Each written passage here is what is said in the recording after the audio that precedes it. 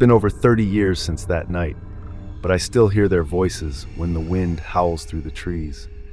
I still dream about the last time I saw them. Tom and Mark disappearing into the darkness, their flashlight beams swallowed by the trees.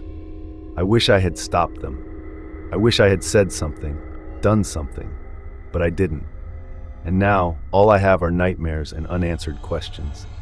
I've spent years trying to understand what happened in Devil's Pass. I've gone back to that mountain more times than I can count, looking for any sign of them. A piece of clothing, a broken flashlight, anything to prove they were once there. But there's nothing. It's as if the mountain erased them. Maybe writing this down will help. Maybe it won't. But I need to tell the story before time washes it away like the snow that covered our tracks that night. It was the winter of 1989 when my friends and I decided to take a hiking trip to Devil's Pass, a remote, treacherous trail deep in the Alaskan wilderness. There were 6 of us: Ryan, Lisa, Emily, Sarah, Tom, and me. We were young, overconfident, and had no reason to fear the mountain.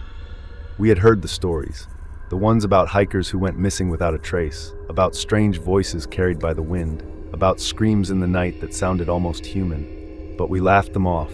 People disappear in the mountains all the time. Accidents happen. That's all it was. Or at least that's what we told ourselves. The first day of the hike was uneventful. The landscape was breathtaking. Endless stretches of untouched snow, towering cliffs that cut through the sky, and an eerie silence that made the whole world feel empty. By the time the sun dipped below the horizon, we had set up camp near a frozen lake. That night, we sat around the fire, passing a bottle of whiskey between us, telling stories to keep warm. The conversation turned to the mountain's legends. "My grandfather used to talk about this place," Tom said, staring into the flames. "He said the wind here isn't just wind. He said it carries the voices of the lost. If you listen too closely, you might hear them calling your name." The fire crackled. The wind outside the tent rustled the trees. I remember feeling a chill, not from the cold, but from something else. A presence, like we weren't alone. Then we heard it. A scream. It was distant, yet close at the same time. Low and drawn out, like someone was screaming underwater. The sound echoed through the valley, bouncing off the cliffs, stretching into the night. Lisa sat up.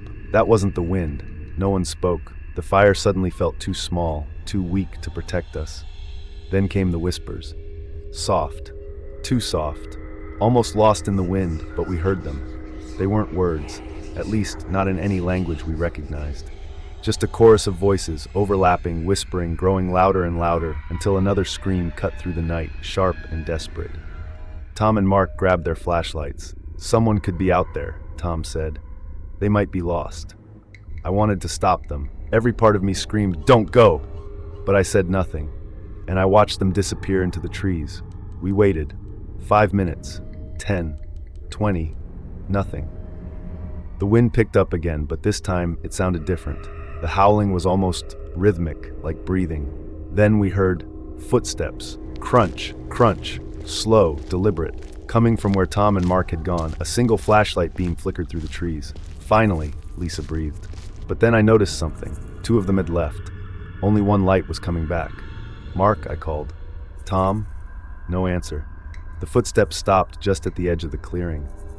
Then, from the darkness, Mark's voice, "Come look." My stomach turned. It sounded like him, but it wasn't. There was something hollow about it, like a recording played back through broken speakers.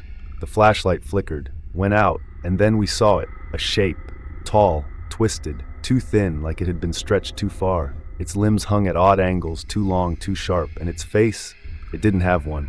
Just smooth, pale skin where its features should have been. I couldn't move. I couldn't breathe. Then the wind roared again, deafening, and the thing was gone. We ran. We ran without thinking, without packing, without looking back.